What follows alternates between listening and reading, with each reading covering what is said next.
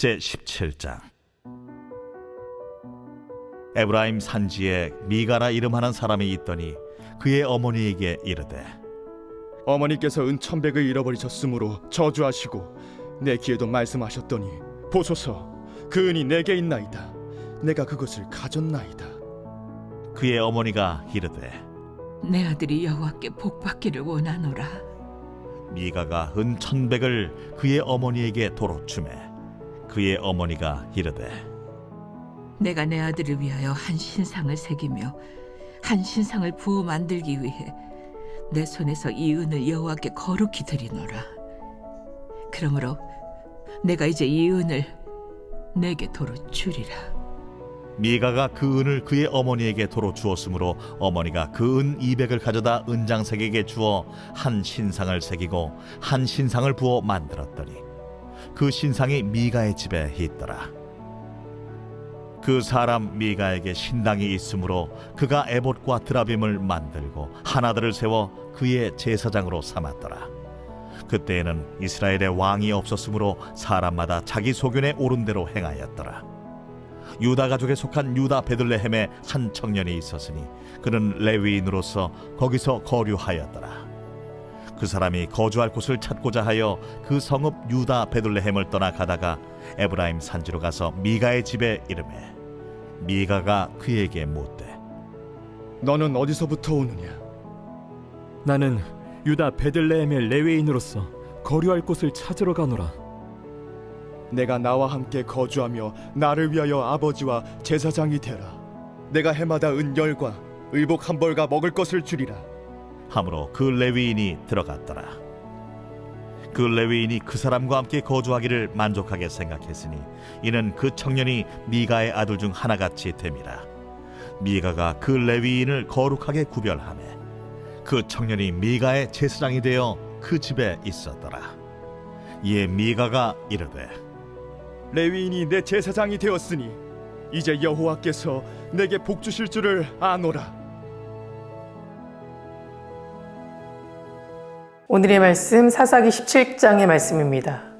그동안 사사기의 말씀을 통해 이스라엘 백성들이 반복되는 실패와 그럼에도 그 상황을 뚫고 개입하시는 하나님과 사사들의 활동을 보게 되었습니다. 그러나 안타까운 것은 달라진 것이 하나도 없다라는 사사기의 결론입니다. 저는 이 말씀 앞에서 이런 생각을 해보았습니다. 만약 우리 인생도 하나님의 수많은 개입하심이 있었음에도 불구하고 끝내 달라진 것이 하나도 없는 인생으로 생을 마감한다면 어떠할까라는 생각 말입니다. 마지막 사사였던 삼손의 이야기가 끝나고 우리는 미가라는 사람과 단지파 사람들에 관한 이야기를 접하게 됩니다. 이 이야기가 맨 마지막 부분에 삽입된 이유는 분명합니다. 그 당시 사사시대의 사회성을 정확하게 보여주는 대목이기 때문입니다. 우리는 이 대목에서 놀랍게도 그들에게서 배울 것이 하나도 없다라는 것이 정말 놀랍습니다. 더군다나 이 시대적 상황을 풀어서 쓰고 있는 지필잡 또한 굉장히 무심한 어조로 서술하고 있다는 것을 볼 수 있습니다. 어떠한 감정도 없이, 어떤 기대도 없이 말입니다.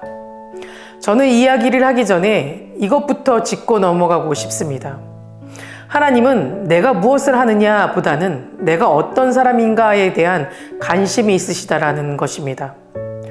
여러분이 현재 어떤 모습으로 살아가고 있는가를 결정하는 것은 사실상 각자마다 가지고 있는 자기의 정체성 문제라고 생각합니다. 만약 이 땅에서 삶이 그저 지옥 같고 나라는 존재는 무능하며 내가 할 수 있는 것이 아무것도 없으며 그저 바라고 원하는 것이 잘 먹고 잘 사는 것이 내 유일한 정체성이라면 우리 인생은 그저 그렇게 살아가게 될 것입니다.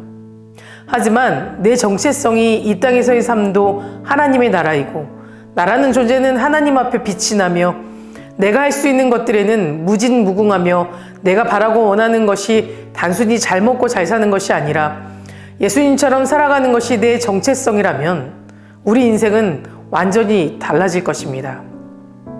똑같이 신앙생활을 하면서도 어떤 사람에게는 능력이 있는데 어떤 사람에게는 능력이 없는 것은 그 사람이 가지고 있는 하나의 큰 정체성이 얼만큼 붙들려 있느냐에 달려 있다라고 생각됩니다. 그런데 미가와 단 지파에게서는 그 어떤 정체성도 보이지 않았습니다. 미가는 이스라엘 중 중부지방에 거주하던 에브라임 지파의 사람입니다. 어느 날 그는 어머니의 돈 은천냥을 훔치게 됩니다.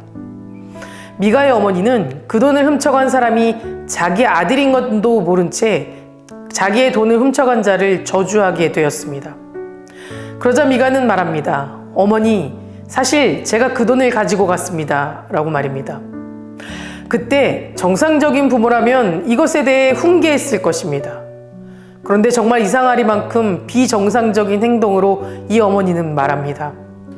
잘했다. 참 기특하다 내 아들아. 이처럼 정직한 내가 여호와께 복을 받을 수 있도록 이 돈으로 신상을 만들어야겠다.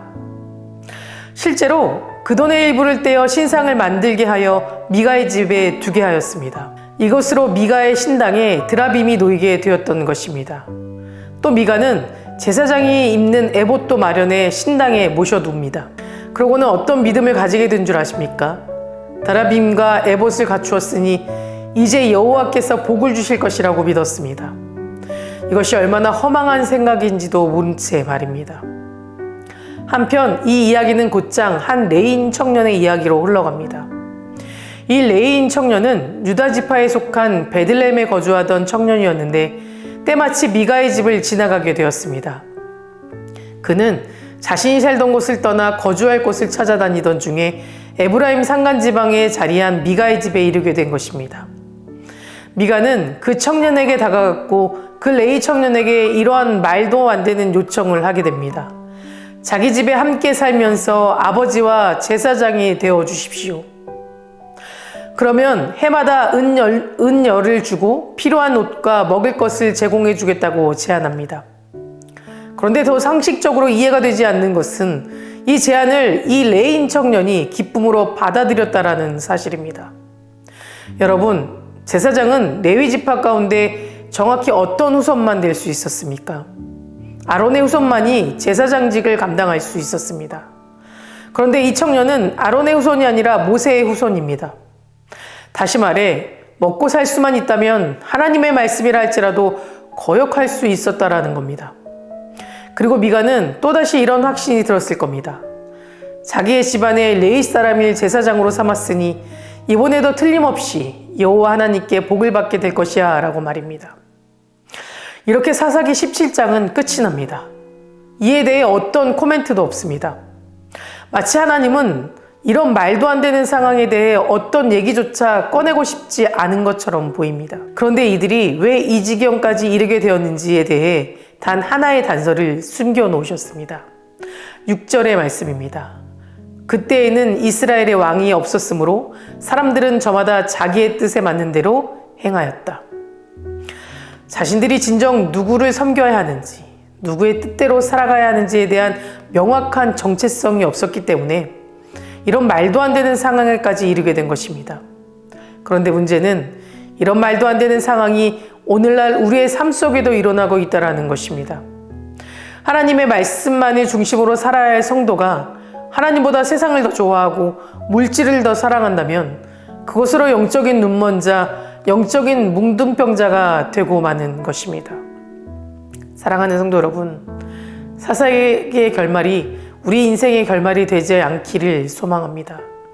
내 인생의 진짜 주인이신 하나님만을 잘 섬겨 날마다 변화되고 날마다 새로워지는 인생으로서 하나님이 늘 주목해 보이는 귀한 인생으로 변화되기를 간절히 소망합니다. 다 같이 기도하시겠습니다. 오늘은 월요일입니다. 월요일의 공동기도 제목은 나라와 민족을 위해서 함께 기도해 주시기 바랍니다. 먼저 이 땅의 영적인 회복과 자유민주주의를 위해서, 또 분열과 갈등이 사라지게 하시고 북미 통합과 화합을 위해서도 기도해 주시기 바라며, 경제가 하루속히 회복되게 하시고 복음을 전하는 선교대국 되게 해달라고 함께 기도해 주시기 바랍니다. 사랑과 은혜가 충만하신 하나님, 오늘도 주님 앞에 나옵니다. 우리 인생이 하나님으로 충만하게 되길 소망합니다. 자신의 생각으로 하나님을 섬기는 어리석은 자가 되지 않게 하시고 하나님의 말씀에, 하나님의 인도하심에 믿음으로 순종하고 살아가게 하여 주시옵소서. 특별히 이 나라와 이 민족을 위해 기도합니다. 경제적으로 어려움 가운데 있지만 하나님이 회복시켜 주심을 믿고 더욱 힘써 기도하는 나라 되게 하시고 분열과 갈등이 하루속히 사라지게 하시며 한마음 한뜻으로 어려운 이 시간을 지혜롭게 이겨내갈 수 있는 나라 되게 하여 주시옵소서. 이 나라가 하나님을 더욱 경외하고 믿으며 예배를 지켜나가는 예배자가 세워지는 나라 되게 하시고 하나님의 복음을 전하는 선교대국 되게 하여 주시옵소서. 담임 목사님 먼저 은혜 충만함으로 채워주심을 믿습니다. 성령 충만하게 하여 주시고 선포되는 말씀을 통해 듣는 이의 심령이 변화되고 주님 안에서 소망을 품고 세상의 귀한 빛과 소금의 역할을 잘 감당하며 살아갈 수 있도록 인도하여 주시옵소서. 기도하시고 준비하는 모든 사역마다 하나님께서 함께 동행하여 주시옵소서. 다음 세대 아이들의 믿음을 지켜주심을 믿습니다. 우리 아이들이 말씀으로 소망을 꿈꾸는 아이들 되게 하시고 주님 앞에 기도로 나아가는 아이들 되게 하여 주시옵소서.